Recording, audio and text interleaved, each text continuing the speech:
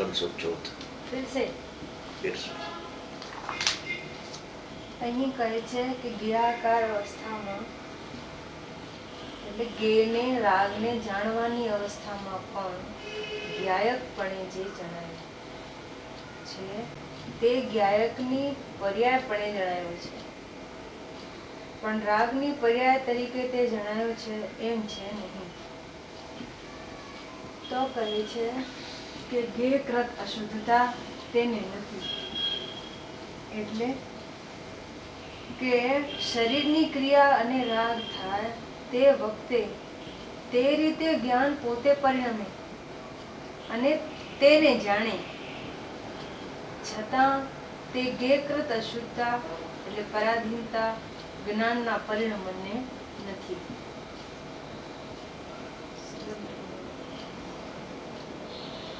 હવે કહે છે એટલે જ્ઞાનને જ્યારે રાગ નિમિત્તપણે શરીર હોય ત્યારે એમ કે છે કે જ્ઞાનને જાણે છે, પોતાના જ્ઞાનને જાણે છે.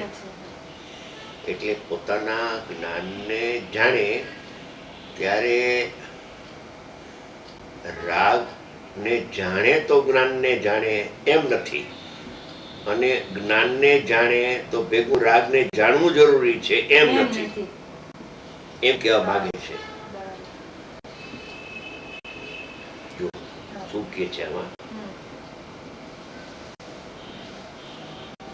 અહીં કહે છે કે જ્ઞાકાર અવસ્થામાં એટલે જ્ઞેયને રાગને જાણવાની અવસ્થામાં એટલે રાગના પ્રતિભાસના કાળમાં એમ લેવું, પણ એ અવસ્થા પણ જ્યારે પ્રતિભાસ થાય છે રાગનો જ્ઞેયનો ત્યારે પણ એમ એના પ્રતિભાસને ગૌણ કરો ત્યારે તો જ્ઞાયક જણાય, પણ એનો પ્રતિભાસ ચાલુ હોય ત્યારે પણ એવી અવસ્થામાં પણ પ્રતિભાસને કાળે પણ દુઃખના પ્રતિભાસને કાળે પણ જ્ઞાયકપણે જણાય છે. હું દુઃખી છું ને હું રાગી છું એમ જણાયું નહીં, જ્ઞાયકપણે એટલે જાણનારપણે જણાયો, જાણનારો છું એમ જણાય, એમ કે ઓને જાણનારો એમ નહીં, અહીંયા જાણનારપણે જણાયો એમ. જ્ઞાયકપણે એટલે જાણનારપણે જે જણાયો છે તે જ્ઞાયકની પર્યાયપણે જણાયો છે. એટલે કે જાણનારને જ જાણે છે, ભલે નિમિત્ત જ્ઞેય હોય તો પણ એને જાણતો નથી, એના કાળમાં પણ જાણનારને જાણે છે. ભાઈ હવે હોવાની વાત કરે જ્ઞાકાર અવસ્થામાં પણ જ્ઞાયકપણે જણાય, બરાબર છે. એટલે જ્ઞાકાર અવસ્થા થાય છે એટલે એમાં જ્ઞેયો બહારના જે ભિન્ન જ્ઞેયો છે એ અહીંયા પ્રતિભાસિત થાય છે. એ હકીકત જ્ઞાનમાં पहले पैराग्राफ में तो दृष्टि का विषय पूरा आ गया. अभी दूसरी पैराग्राफ में अनुभव की विधि बताते, अनुभव की विधि बस अनुभव की विधि बताते ज्ञान की पर्याय में भेद ज्ञान करके पहला श्रद्धाना मुख्यताથી કહ્યું, દ્રવ્યના નિશ્ચયની વાત કરી, હવે જ્ઞાનની પર્યાયનો નિશ્ચય કેમ પ્રગટ થાય એની વાત, અનુભવ કેમ થાય. બરાબર. तो अभी जो ज्ञान की पर्याय है वो ज्ञाकार है. ज्ञाकार है माने હવે જો જ્ઞાકાર શબ્દ વાપરો છે એના વિચારો મને આવ્યા, સમજી ગયા, અને છઠ્ઠી ગાથા મેં વાતથી શરૂ કરી, ગુરુદેવ વ્યાખ્યાન શરૂ કર્યું. જ્ઞાકાર શબ્દ લખ્યો છે, જ્ઞાકારનો આવિર્ભાવ લખ્યો નથી. नहीं, खाली ज्ञाकार. ज्ञाकार का आविर्भाव नहीं तो इंद्रिय ज्ञान अज्ञान हो जाए वो. हाँ, ज्ञाकार છે खाली बस.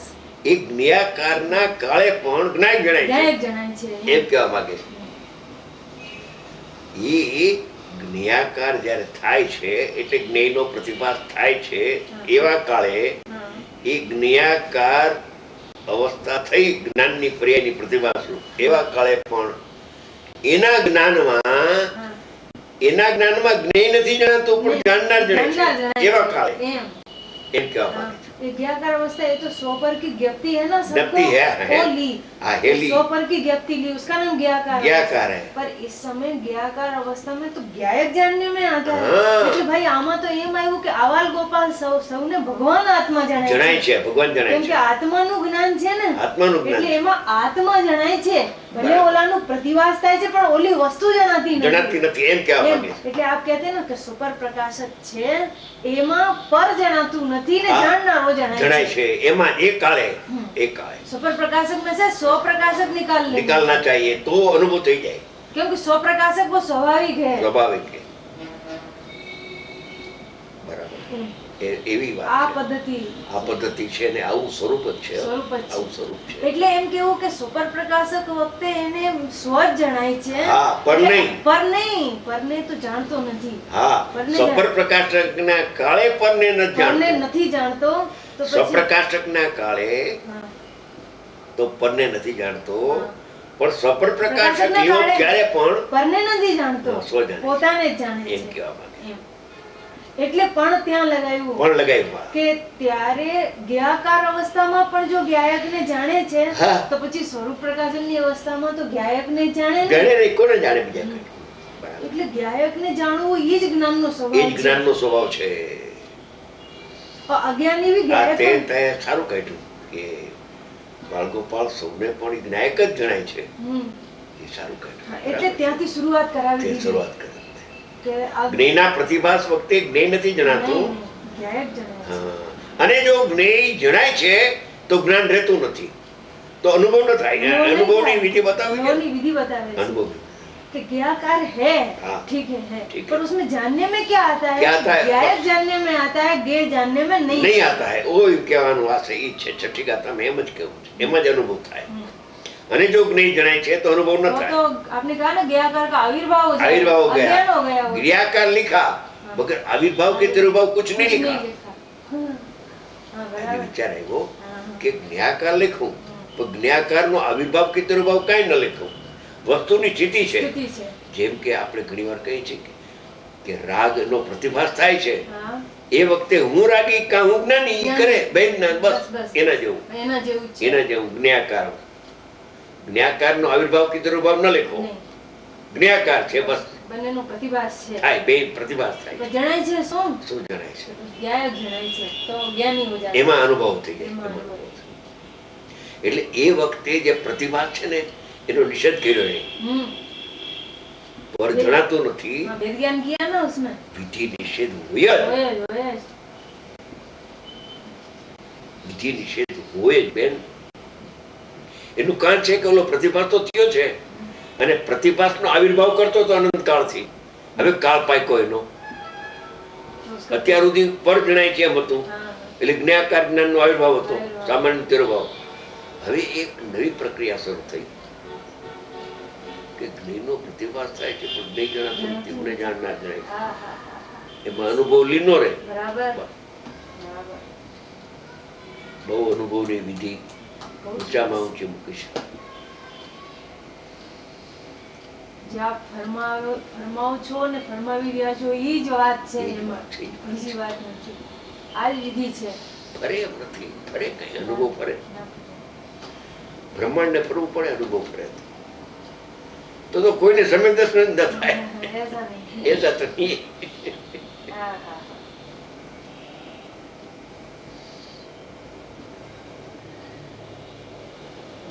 જ્યારે પ્રતિભાસ થાય છે ત્યારે નિષેધ ચાલે છે બેન, बराबर। प्रतिभास न हो तो विधि निषेध है नहीं, तब तो बात ही नहीं है विधि निषेध की। प्रतिभास है, उस समय क्या जानने में आता है? उस समय ज्ञायक जानने में आता है, तो प्रतिभास रह जाता है, उसका लक्ष्य छूट जाता है। माने तब भी ज्ञायक जो जानने में आता है, तो પછી જ્ઞાયક ને એકાગ્ર થઈને જાણે ત્યારે તો જ્ઞાયક જણાય પર જણાવવાની ક્યાં વાત છે? ક્યાં વાત છે? ત્યારે તો જ્યારે જ્ઞેયના પ્રતિભાસ કાળે પણ જ્ઞાયક જણાય છે એમ લખે છે। હા, જ્ઞાયકાર અવસ્થામાં જ્ઞાયક પણ જણાયો એમ લખે છે। જ્ઞાયકાર અવસ્થામાં પણ જો ઈ તો ઈ જ્ઞાયક જ જણાય, નહીં જણાય જ નહીં એમ કહેવા માંગે છે। તને રાગ નથી જણાતો તો વટ છોડી દે। હવે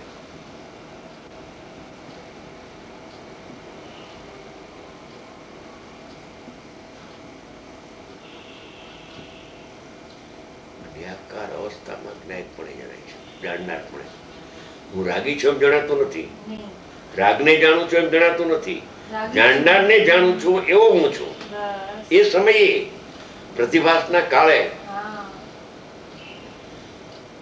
આમ જો જાણનાર જણાય છે જ્યાં ત્યાં અનુભવ થઈ જાય છે. અને જણાય છે પ્રતિભાસ ત્યારે નિષેધ કરાય. અને જો પ્રતિભાસ ન થતો હોત તો નિષેધ ના આવત.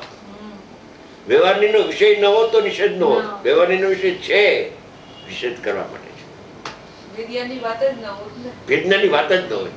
કેમ કે નીચેની વ્યવહાર છે વેદના છે. વ્યવહાર એ છે, નીચે ઉપાધિ છે. પ્રતિભાસ થાય છે એટલે અનાદિકાળથી પરનું લક્ષ્ય કરે છે. કરે છે કે પરને નિયમમાં તું બંધ કર. હા. આત્માને જાણ, જે જણાય છે એને તું જાણ. જણાય છે ને જાણ. હા હા.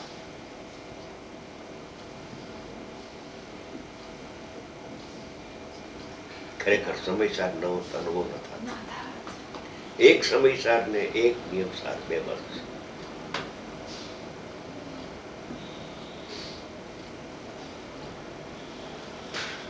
બસ સારી કરી આપે કે જ્ઞાકારનો આવિર્ભાવ તિરોભાવ કઈ લીધું નથી. કઈ લખ્યું નથી. તો ખૂબી છે. હા, જ્ઞાકારનું લક્ષ્ય કરે તો આવિર્ભાવ થાય ને. હા. પણ જ્ઞાકાર અવસ્થામાં ને સ્થિતિ છે. એ સ્થિતિ વખતે તને શું છે કે તને જાણનાર જણાય છે એમ લઈ લે ને એમ.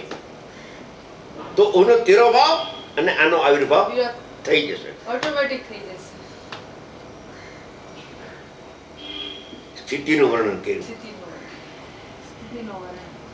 જે માણું તાણુમાં સ્થિતિનું વર્ણન કર્યું એમ.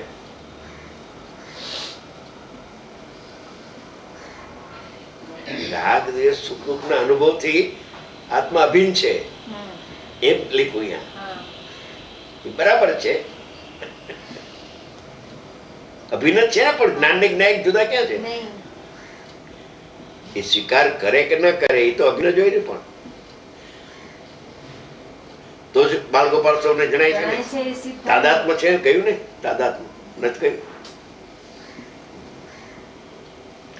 પ્રકાશ અને સૂર્ય તો તાદાત્મ્ય જોઈ ને. ઘડો જણાય છે એમ કે સૂર્ય નથી જણાતું ત્યારે શું એ તાદાત્મ્ય છૂટી જતો હોય છે? તાદાત પછી કોનું નામ છૂટી જાય તો પછી તાદાત્મ્ય શું? તાદાત્મ્ય શું? तो सूर्य के प्रकाश का ही न हो. हाँ, तादात्म्य माने छूटता नहीं है. छूटता नहीं, उसका नाम है तादात्म्य.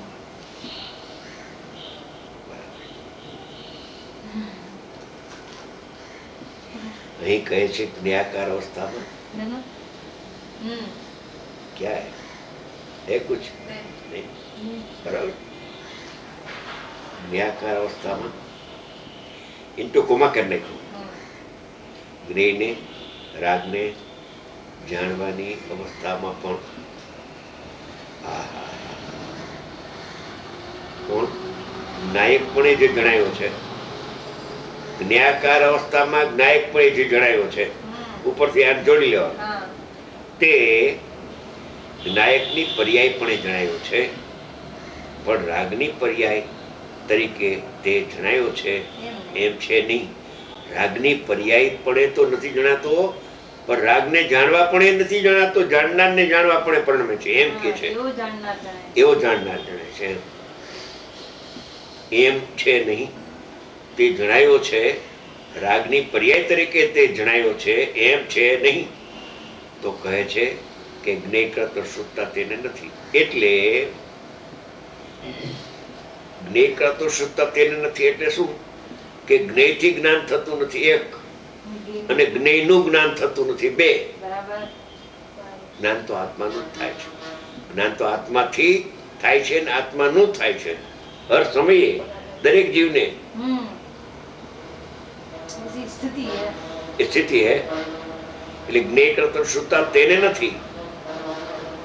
રાગ જણાય છે, પ્રતિભાસ થાય છે, તેથી આત્મા રાગી થાય છે. ઉપયોગની સ્વચ્છતામાં રાગનો પ્રતિભાસ થાય એટલે ઉપયોગ મલિન થાય છે એમ નથી. તો જ્ઞેયકૃત શુદ્ધતા આવી ગઈ. કોળસો દર્પણમાં પ્રતિભાસે તે વખતે પણ દર્પણ તો સ્વચ્છ જ છે, એની પર્યાય કાળી થઈ નથી. જ્ઞેયકૃત અશુદ્ધતા તેને નથી. એટલે એટલે કે શરીરની ક્રિયાને રાગ થાય તે વખતે તે રીતે જ્ઞાન પોતે પ્રણમે અને તેને જાણે, રાગને નહીં, પોતાને પ્રણમે ને પોતાને જાણે. છતાં તે ગ્રહકૃત અશુદ્ધતા પરાધીનતા જ્ઞાનના પરિણમને નથી. ભલે અશુદ્ધતાનો પ્રતિભાસ થાય, અશુદ્ધતાની હાજરી ભલે છે, પણ પોતે અશુદ્ધ નથી થતો, જળ અચેત નથી થતો પોતે.